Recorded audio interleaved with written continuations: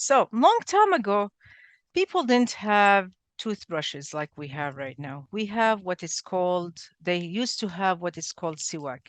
And siwak, let me open it so I can show you what it is. And my cat is so curious. He wants to know what is that. What is that, Halloumi? Okay, so here. They think it's a treat, I think. 'Cause my cats are the same. Whenever I'm Yeah, cooking and opening something, they come to see. you can't eat that. So here it is, as you see. It's like a little branch of a tree. It's called from the a tree called Araka. You see, if I have to go a little closer. So what you need to do is you peel the side of it like that, right? And it has like some kind of like enzymes and it's very moisture because when you put it in your mouth, it has a very nice taste in it, and it has a substance that it kills the bacteria inside. Just like you're putting a toothpaste, like a fluoride or something, that it really kills the bacteria. So what you do is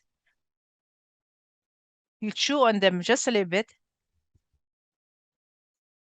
Now, this actually, the Prophet ﷺ used to do it, and he recommended his companions, the Sahaba, to use it as a type of hygiene because it cleans the mouth, you know. And so you chew on it just a little bit, and then look what happens. It becomes like a brush, like literally, it becomes like a brush. And you start brushing your teeth with it. So just like that.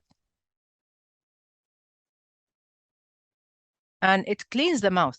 It really does. Like even like after you finish, you know, like rubbing into the teeth, you feel your mouth is really actually clean. Now, if you go to some of the stores, you see the toothpaste is called Siwak toothpaste, and they take it from the same substance of this tree. And they're using it now just like a regular toothpaste. They take the what is inside here of the, but of course, everything natural is better than, getting it in the tube or making it a paste, right? So if you use these, you can get them from the store for like $1.50 from like Islamic stores, and they're pretty cheap, and they're very beneficial as well.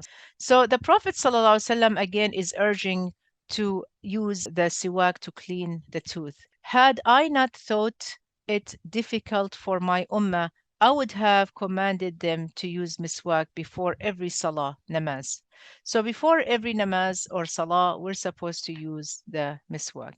Miswak cleanses the mouth and pleases the Lord. That's what the Prophet ﷺ says.